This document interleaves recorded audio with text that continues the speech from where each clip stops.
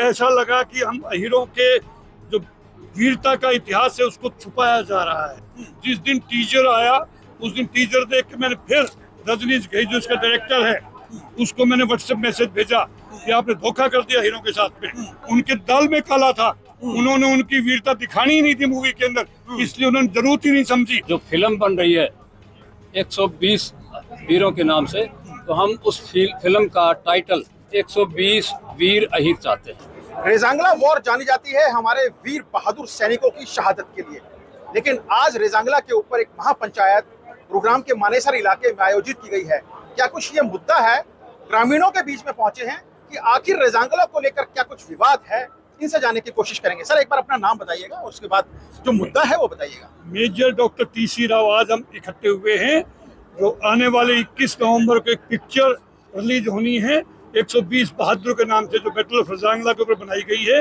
हम हीरो को टीजर देख के ऐसा लगा, और उनके साथ में जब करीब 3 साल से बात चल रही है उससे मुझे ऐसा लगा कि हम हीरो के जो वीरता का इतिहास है उसको छुपाया जा रहा है, उसको नहीं दर्शाया जा रहा वहाँ। उन्होंने केवल मेजर शैतान सिंह के बेटे जो इनके डायरेक्टर रजनीश घई, जो प्रोड्यूसर है mister Farhan Akhtar, lead actor भी वही है, उन्होंने मेजर शैतान सिंह के परिवार से एनओसी ले ली। लेकिन जो हमारे और वीरता पुरस्कार विजेता 8 वीर चक्र, 4 सेना मेडल, 1 मैनसन डिस्पैच, उनके परिवार को संपर्क ही नहीं किया। हमने उनके पास चिट्ठी लिखी, मैंने सितंबर 2024 में, कोई जवाब नहीं आया। नवंबर में लीगल नोटिस भेजा, दिसंबर में लीगल नोटिस का जवाब आया, गोल जवाब।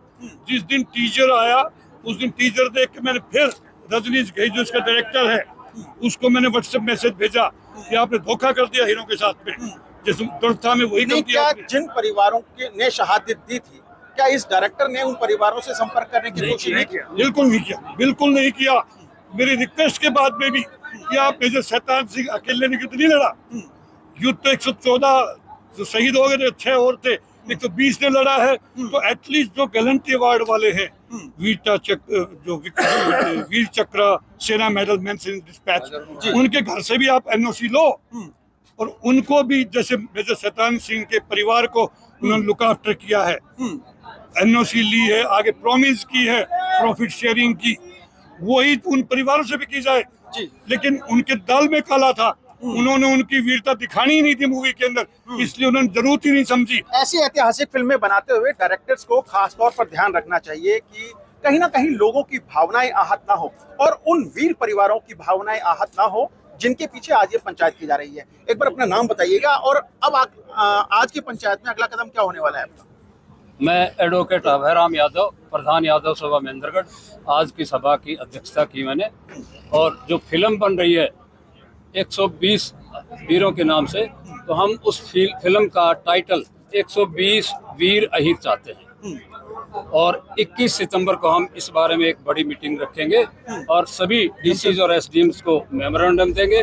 फिल्म जो बनी हुई है उसके अंदर जो वार के जो कंटेंट्स हैं, उसके इंसिडेंट्स हैं, उनको तरोड़ के रखा गया है, उनके फैक्ट्स को सही नहीं रखा गया है। तो हम सरकार से और मीडिया से और फिल्म जो निर्देशक है उनसे रिक्वेस्ट करते हैं कि फिल्म के सारे कंटेंट्स, सारे उनके जो इंसिडेंट्स हैं लड़ाई के, और सभी 120 वीर। कई बार ऐसा होता है अध्यक्ष जी, कई बार ऐसा होता है कि पिक्चर के अंदर वो सब तमाम चीजें मौजूद रहती हैं। अभी टीजर आया है, क्या लगता नहीं है कि आपको थोड़ा सा इंतजार करना चाहिए, या आप ये मांग भी रखेंगे कि फिल्म को रिलीज करने से पहले हमें दिखाया जाए?